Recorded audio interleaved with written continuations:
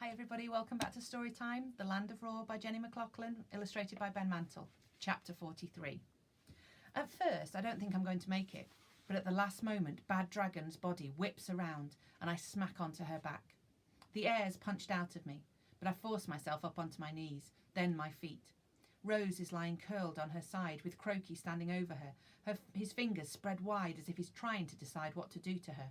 With a yell, I charge, and Croaky looks up just as I slam into him. He staggers back, then finds his feet and knocks me back like a fly. But I'm not about to give up. He might be stronger than me, but I'm angrier. No one hits a trout and gets away with it. I run at him again, only this time I go low and manage to throw him off balance. He grabs hold of my t-shirt and we tumble across Bad Dragon's back and along her wing. We throw wild punches and kicks. Straw bursts from Croaky and the dragon's hot, rough scales graze my skin. I slip and almost fall, and that's when I look down and see that the raven is following us. Like a shadow, she chases after us, her leathery sails unfurled, and a crew of scarecrows scurrying across the deck. Bad Dragon twists her head and snaps at me and Croaky. We roll in different directions, only I go too far and almost slide down the side of her stomach. I stop myself from falling by grabbing hold of a spike, and I dangle there for a moment, kicking the air, before I find the strength to pull myself up. That's when I see that Croaky has given up on me and is creeping towards Rose. She's whispering in Bad Dragon's ear. She doesn't even know he's behind her. Croaky lifts his hands above her head. No! I jump to my feet, run forward and throw my whole body at Croaky, wrapping my hands around his face. In one smooth movement, we flip sideways and tumble off Bad Dragon's neck, falling towards the bottomless ocean. There they are, falling towards the bottomless ocean. For a few seconds, we're locked together as Croaky tries to prise my fingers off his face and I refuse to let go. Then he stops fighting and opens his wings and starts to fly. He takes me up in the air with him, his whole body trembling with each flap of his wings, the seams of his neck bulging. "This is the problem with you, Arthur Trout," he hisses. "I need you, but you drag me down."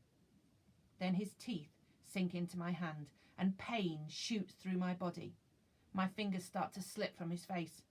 "I think I'll make do with one master of Raw," he says, kicking me in the stomach. Then my worst nightmares come true.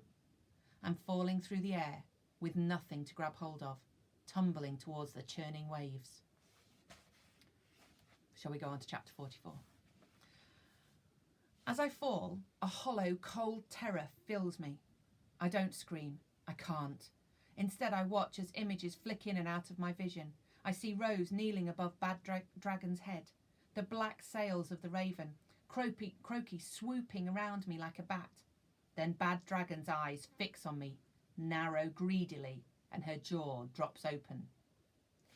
I start to clutch at the air, desperately trying to get hold of something. Finally, Bad Dragon is going to be fed. She dives, opening her jaws so wide I can see the fire glowing in her throat. This is it, I think, as I clutch at nothing. This is how I die. Then I see Rose climb to her feet. I keep my eyes fixed on her and she looks at me. Her face is the last thing I want to see, not Bad Dragon's stained teeth. Rose raises her fist in the air. "Hear me roar!" she cries, her voice echoing through the sky. "Hear me roar!" Immediately, Bad Dragon's jaws snap shut, and she ducks her head. Instead of the slash of teeth or the icy rush of the sea, I feel scales scrape my skin as I slam down on her head.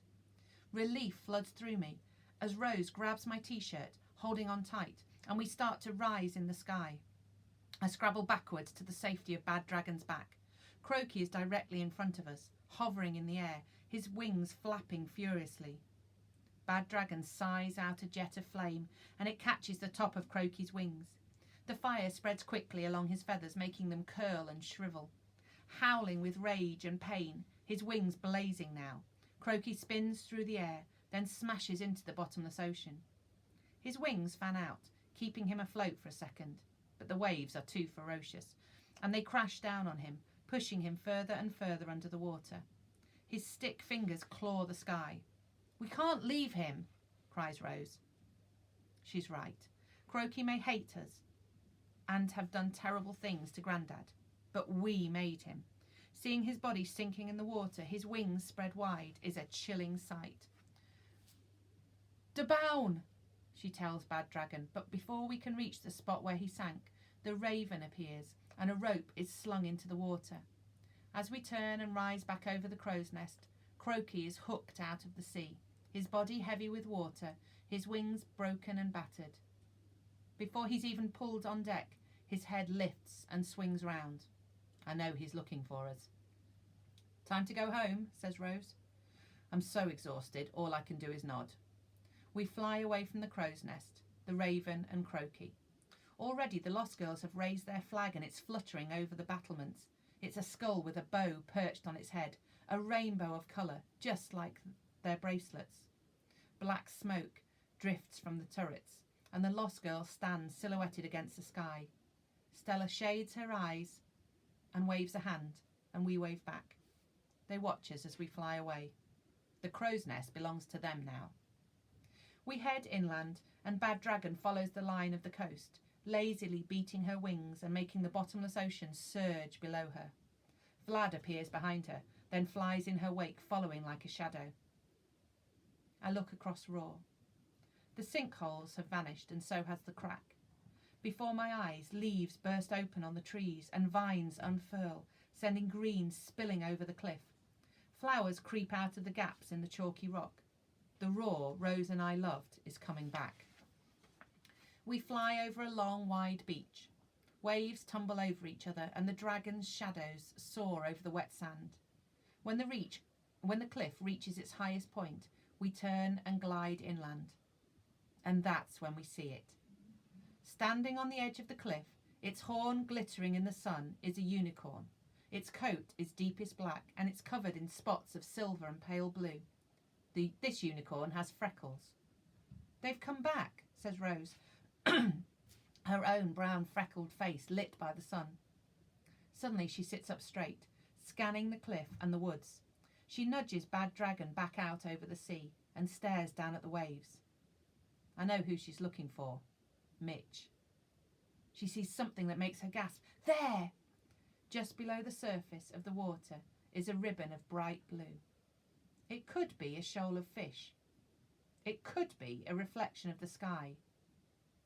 But just maybe it's the trailing hair of a merwitch. There is a splash, and the blue is gone. We circle over the same spot once, twice, but whatever was there has vanished. We turn and fly across Raw towards Wind's Cave. We need to take Grandad home. And that's the end of chapter 44. See you next time.